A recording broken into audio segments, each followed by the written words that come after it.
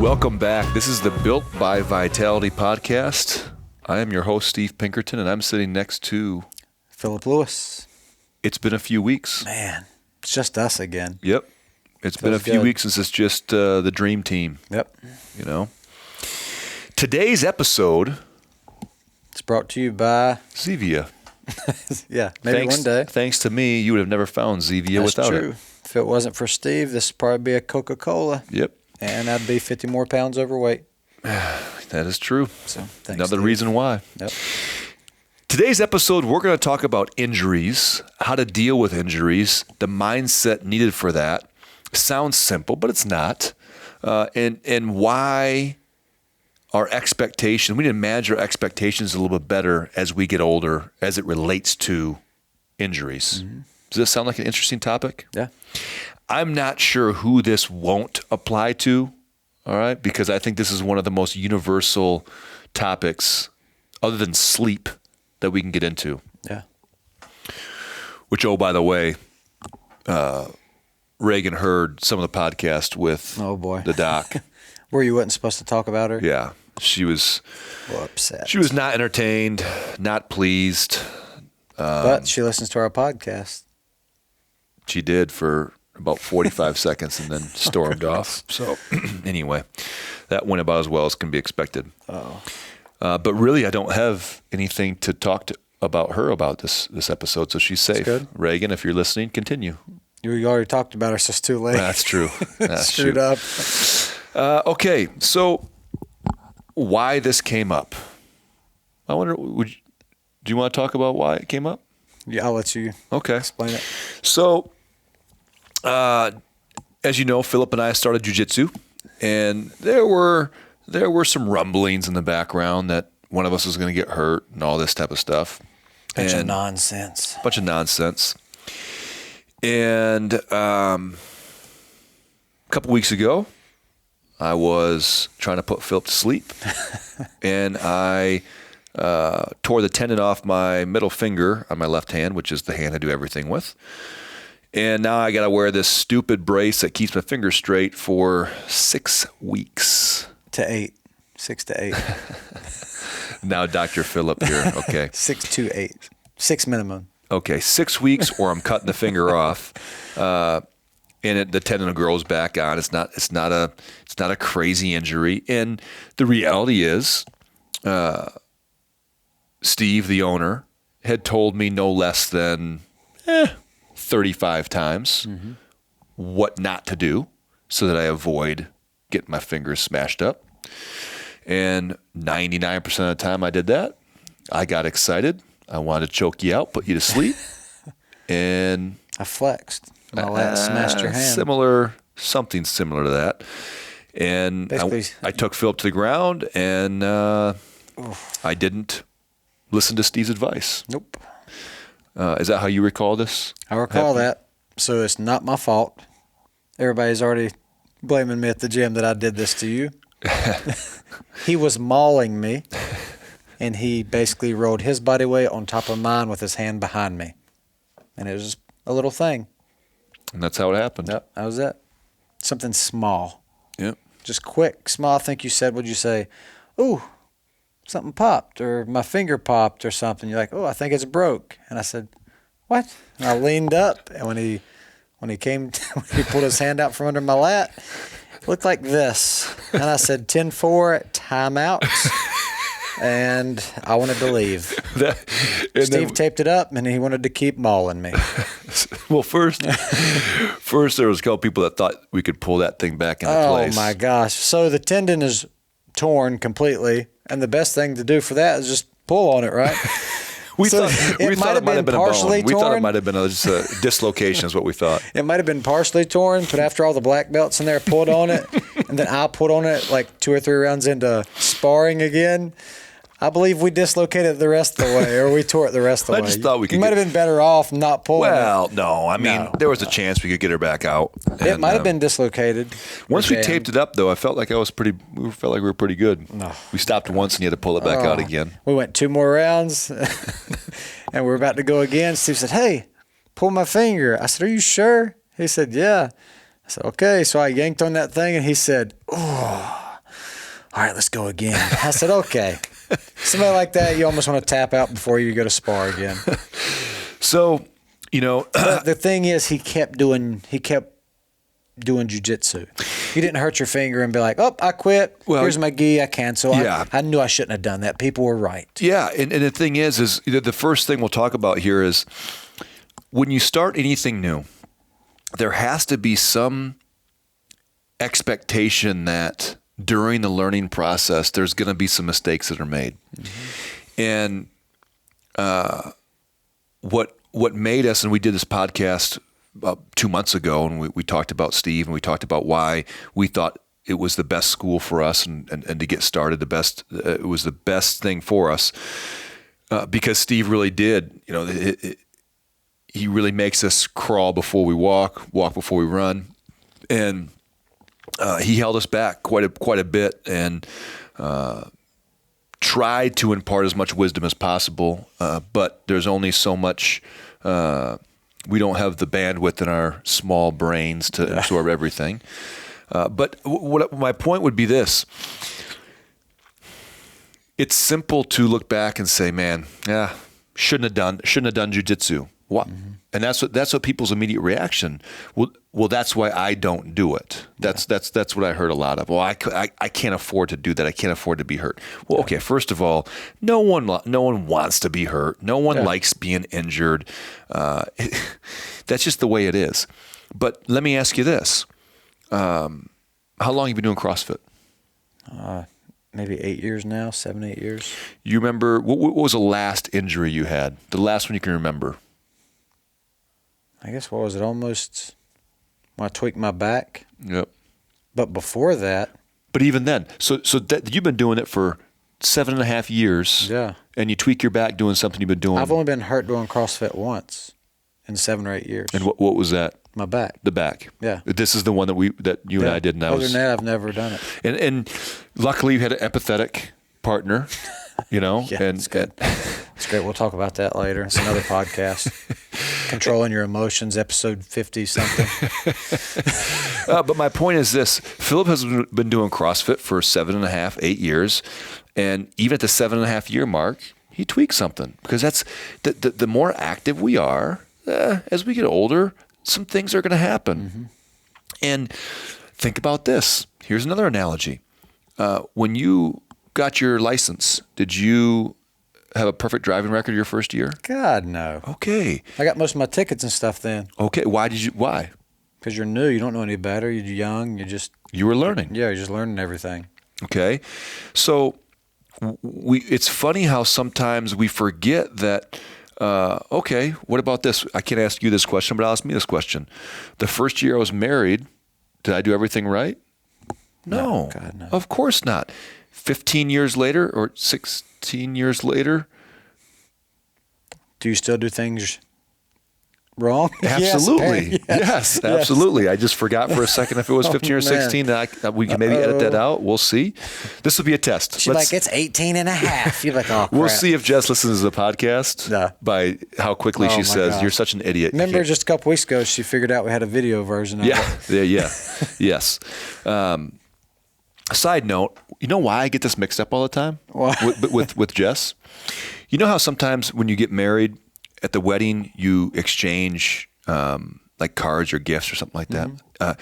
Well, she got me this picture that we had taken of each other together, and she put the wrong date of the wedding on the picture. It was off by a year. Yeah. So whenever I think of how long we've been married, I think of that picture and think of the date that's on that picture. So anytime you forget, it's really her fault. It's kind of her fault. Yeah. But it was funny, she felt terrible. I think she felt terrible 15 or 16 years ago.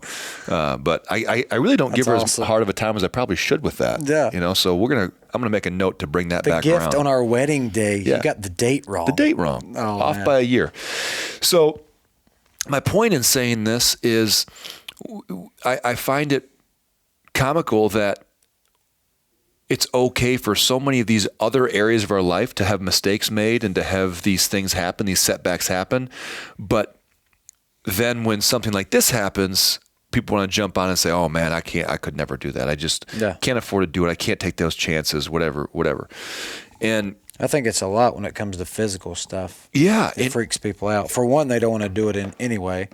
And I'll tell you, the hardest part about this stupid finger isn't the fact that, I go from typing, 7 times your capabilities to now I feel like I'm Philip. Actually, who I feel like? I feel like my dad. Now finger pecking. I'm like, my dad is, this is how fast he types now. So that's annoying. I had to sign a bunch of checks today. I'm left-handed, so now I got to relearn how to, So there's some annoying parts about it, but you know what I hate most about it? What? I hate that there was a period of time where I couldn't go back. I had to wait like a week or 2 weeks. I was on vacation, and then I came back, and there was a couple days it didn't work, and I'm missing out on what I really enjoy doing. So that's the part where I think we can apply some of the mindset stuff, because for me, tomorrow I'm going to be able to go back and get going again, and I'm excited. There's a lot of things. Me too. Right? I'll show you some things. Oh, okay. I've got really good at defense. Yeah, good. Because I'm always on the bottom, so I figured out how to just relax. Well, good. You've got 4 weeks with, I got a flipper hand. Oh, man. And then I can get it back. Great. But, I think that when people get injured, especially when it comes to a physical part, whether it's a training in a gym or a sport, routine like a sport, right. A fitness sport like jiu-jitsu or karate or something, wrestling, whatever it might be, Spartan, they go through this immediate period of what would you call that? Like, I'm just kind of moping around. It's kind of like that. The first 3 or 4 days, they feel sorry for themselves, and they get out of their routine. They no longer go to the gym. They no longer are doing that because they're taking those 4 or 5 days to kind of, just mope around.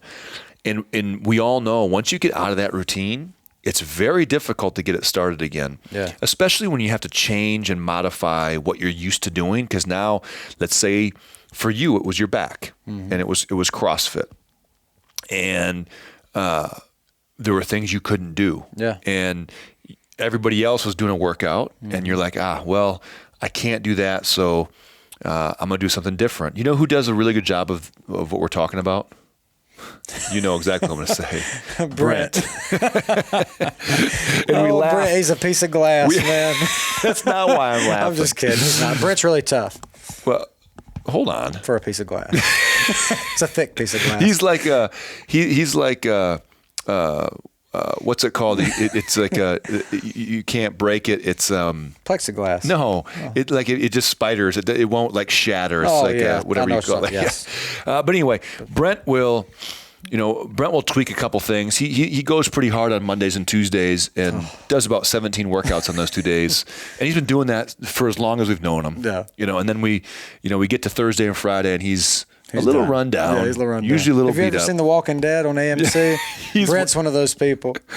Not the people killing the zombies.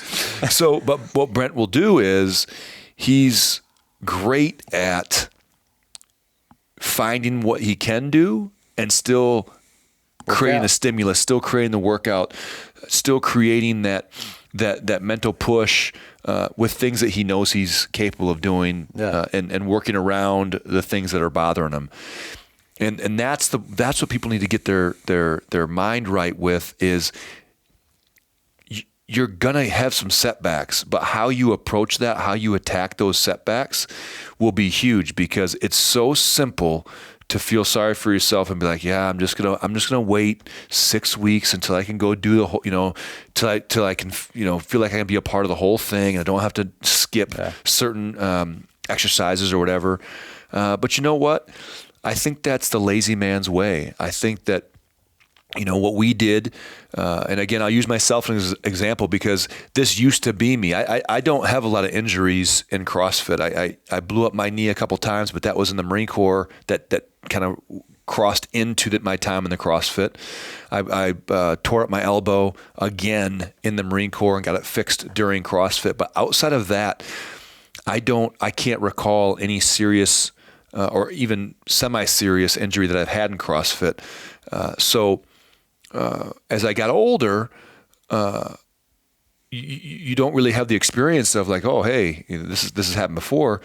So it was challenging for a day. I was kind of like, man, what the heck? I got mad at Philip because he got to go to jiu-jitsu and I didn't. And, I resented him a little bit for that. And then I was like, you know what? I'm just going to figure it out. I started a program about a week ago to kind of fix some of the knee issues. Just I don't have a lot of mobility in my hips and knees, and we found that out through jiu-jitsu. And so I'm like, you know what? There's a really cool program I'm going to follow for 12 weeks. This knees over toe program, and that's been a really interesting change for me.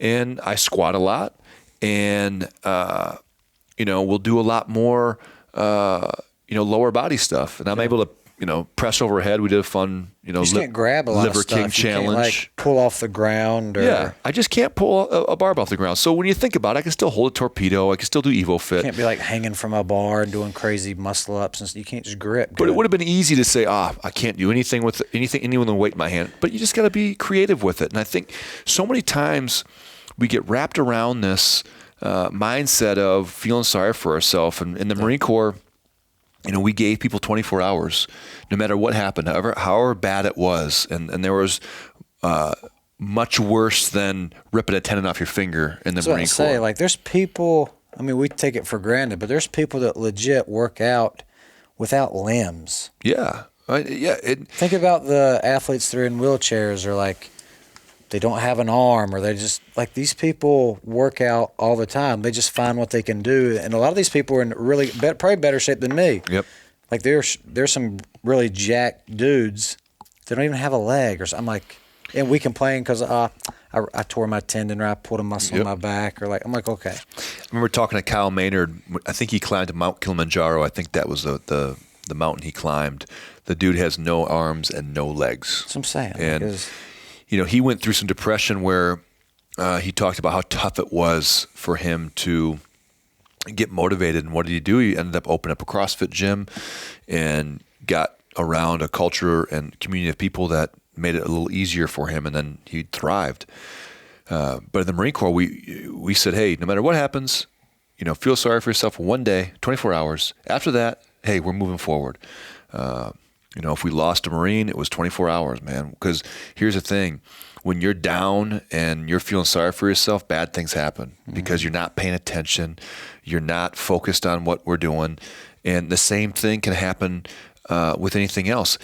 The same thing happens if you start saying, okay, you know what? Screw it. I'm not going to the gym. You're going to eat right? No. You're going to get outside and get any activity whatsoever? No. So now you're going to start gaining weight. All starts it just starts to compound and snowballs into many different things. So I think that could be the first action item is start your clock, 24 hours. You get one day. Because here's the other thing.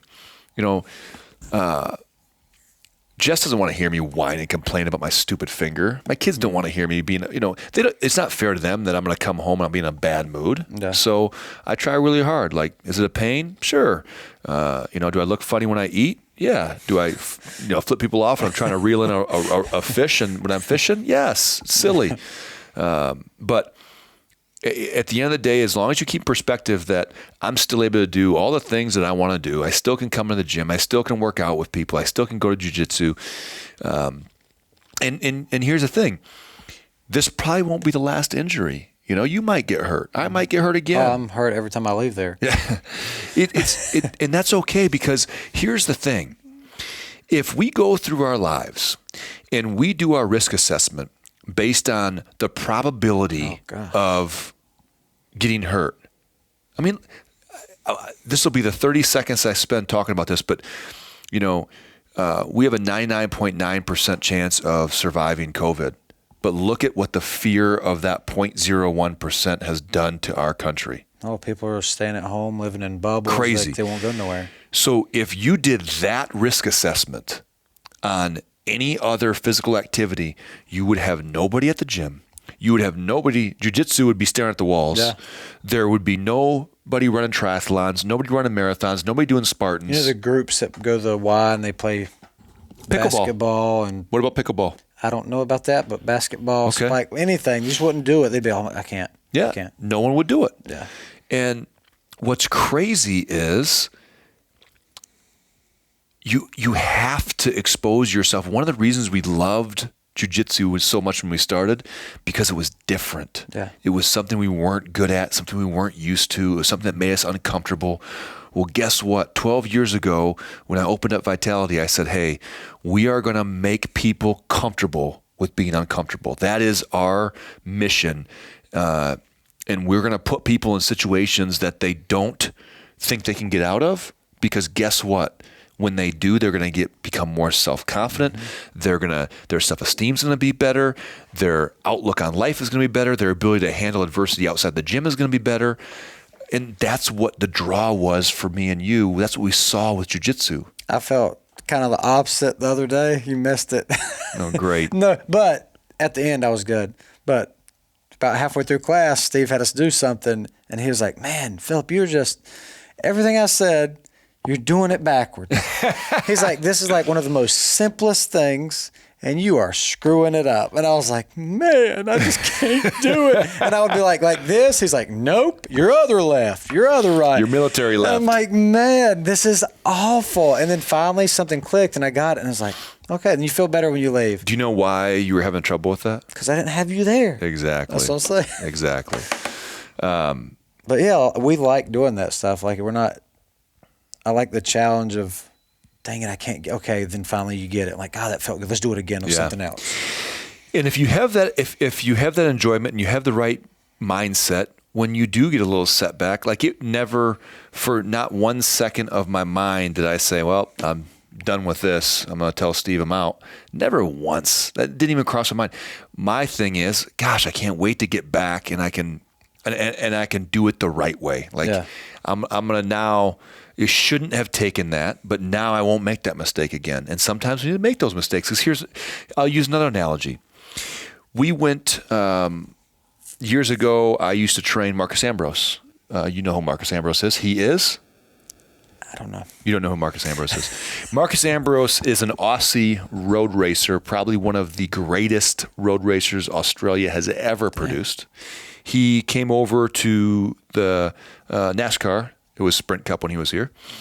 And he raced for Richard Petty Motorsports. I trained him for maybe 3 years, 2.5, 3 years. Super nice guy, super funny guy. Had an awesome sponsor. It was with Stanley. And that was before I was pretty handy. Now I'm pretty handy. That was before you were handy. That was before I was handy. Okay. So he was trying to, he always give me tools and stuff. I didn't really know what to do with them. Didn't know what to do with them. Or now I wish I could go back. You wish you could. Okay. Because there's so much stuff that he was. Oh man, all these impact drills he got. Man, they were awesome. Anyway, so he says one day, I was giving him a hard time because he had just got back from Bristol. Bristol is the short track, Tennessee. It's a 500 lap race. I don't know off the top of my head. I want to say 16 to 18 seconds a lap. Maybe I'm wrong. Don't hold me to track. it. It was really cool. Really? Mm-hmm. You've been to Bristol? I stayed in Roan Mountain, Tennessee in a cabin. We all went to Bristol race one weekend. Cool, right? Yeah, it was really cool. But it's one of the most grueling races for these NASCAR drivers.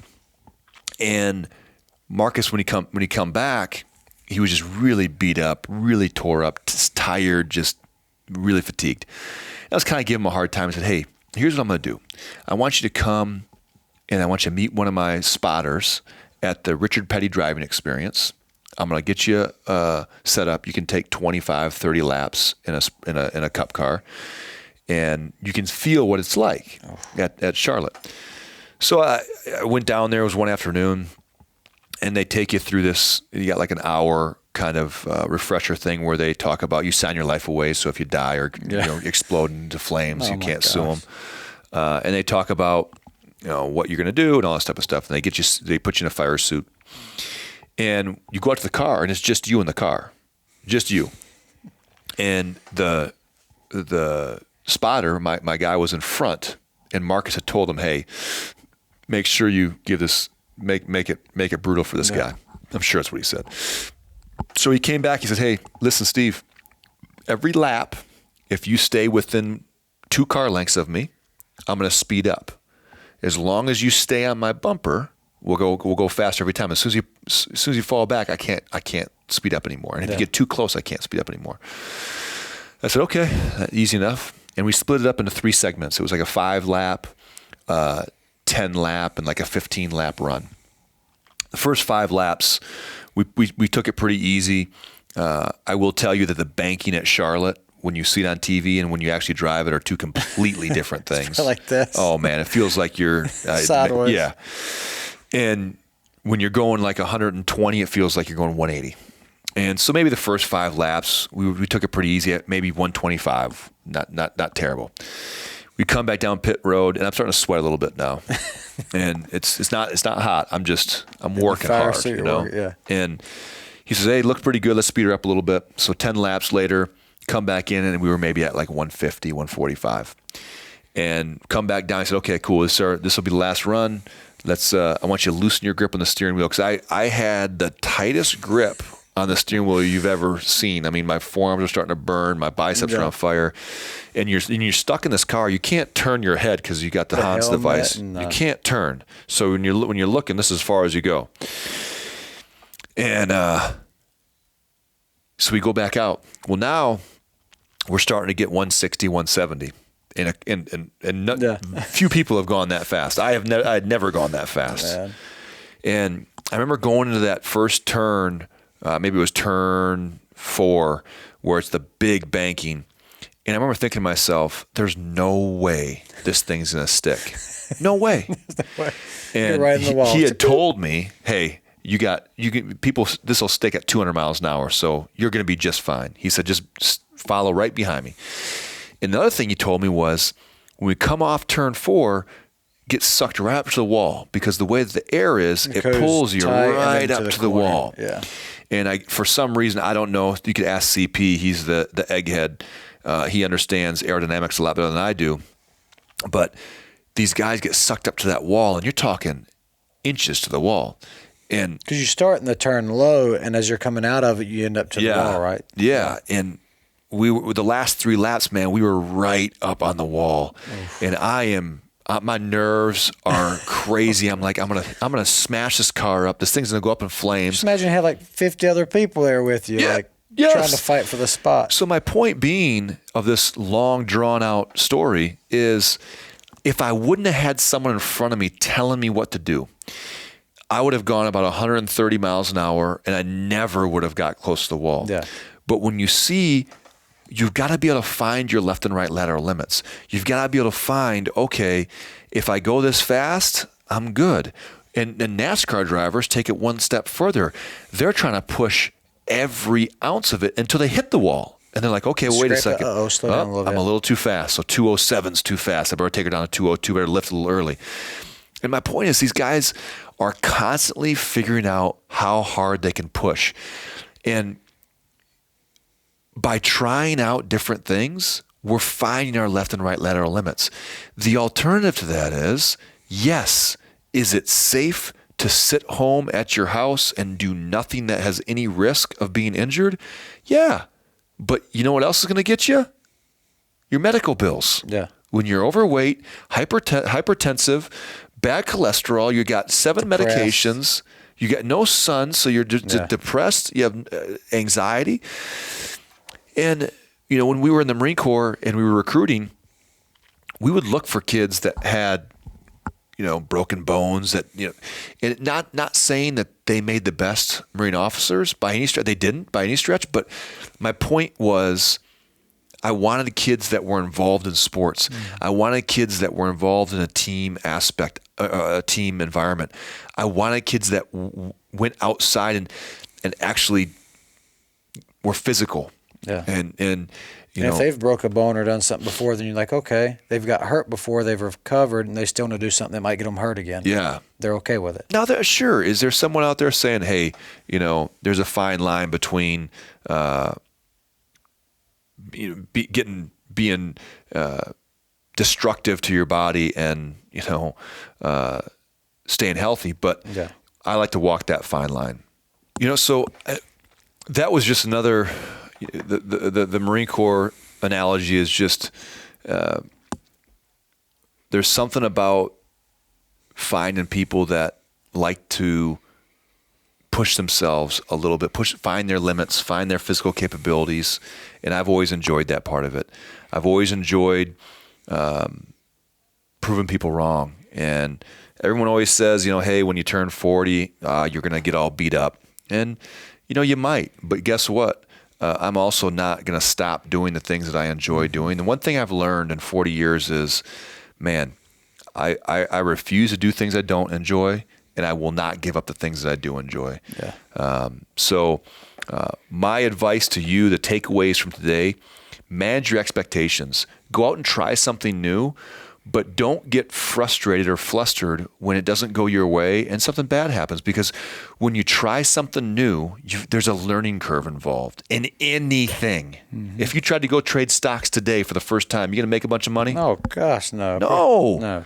It's just there's no scenario where you can step into something and not have a learning curve. So do not have that expectation when you do it in a physical in a physical component. The next thing, when you do get injured, 24 hours. When something happens and there's a setback, you get 24 hours to feel sorry for yourself. After that, your mindset will control what happens next. So.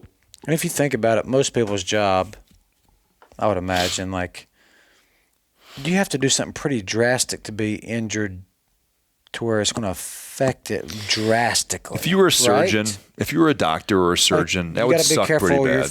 You just got. It depends on your thing, but I think most things you're going to be okay. Yep. And don't listen to the noise. There's a lot of people that don't want to take the risks that you take, and they justify to themselves why they're making the right decision when you get injured. So they'll say, oh, see, I told you that's why I can't do it. I can't do it. Shouldn't have done it. Yep. And and there's a lot of noise out there, and it happens in the physical world. It happens in the Spartans, the triathletes, the CrossFitters. Planet Fitness. Doesn't matter where it's at. Doesn't matter where it's at. They're out there. So that's and then let me tell you this. When you do get injured, find the right people to get you healthy. Yeah. Find someone that knows what they're talking about and listen to what they're saying. Don't just take a bunch of pain pills and sit at the house. And you're going to have to be disciplined with your recovery. And I joke around about it, but if I go back there in 6 weeks and the doc says you need 2 more weeks, I'm going to tell him he's crazy. No, I'll listen to him.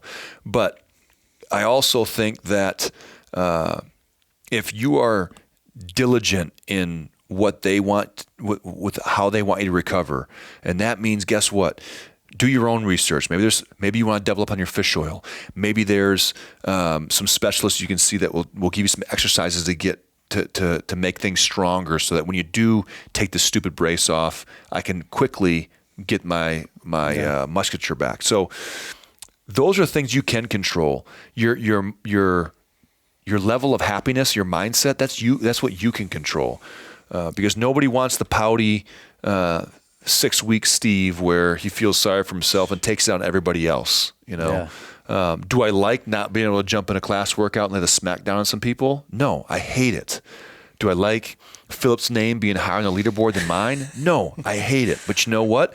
It'll give me a little bit of fire inside my belly. So when I do come back, I might hold that choke just a little bit longer until he stops breathing. I don't know. Oh, I'm just kidding. But so that's that's the story today. I think that we all needed to hear that. I think we all at some point are going to experience some issues. But here's the other thing. If this happens again, it's nobody's fault but my own, because we're being coached. We coach people here at Vitality. There's many times I have told somebody, hey, let's back off a little bit.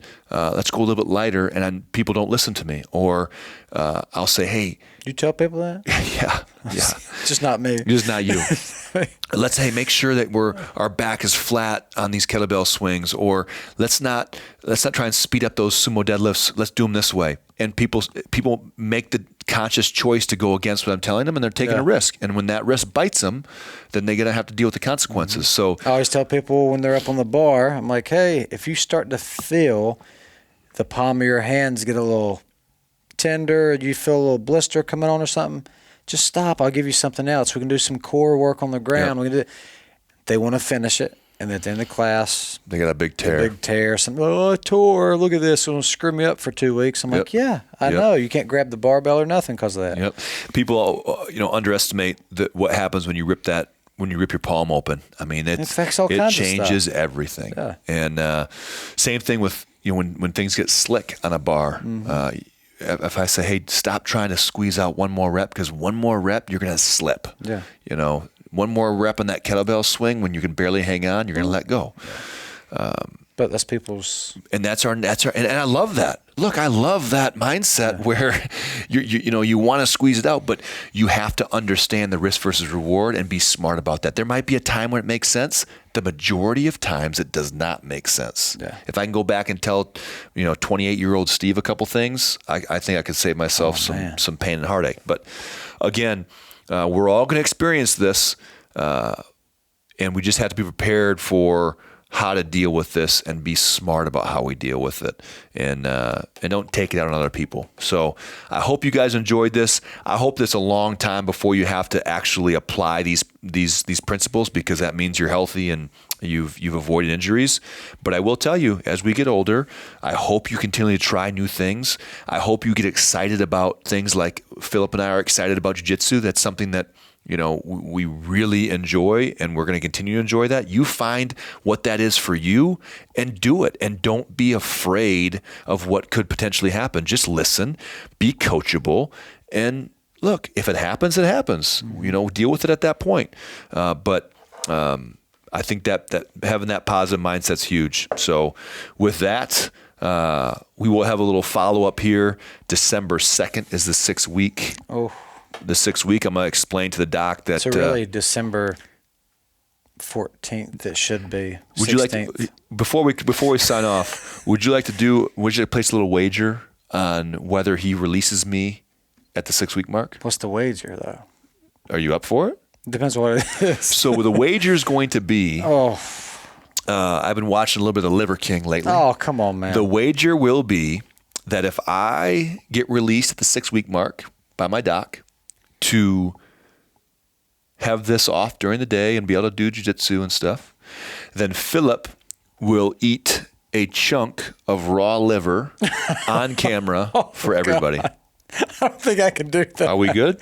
I will throw up on camera. So you heard it here, guys. That is the bet. 6 weeks. We have 5 weeks until it is go time. Whoa. And I'm not sure if it will be heart, liver. What is that? Or maybe testicle. It'll be some type of organ meat that we'll use. And until then. Man, I hope your finger flops as soon as you pull it off. This is the Built by Vitality podcast. See you next time. No, you won't.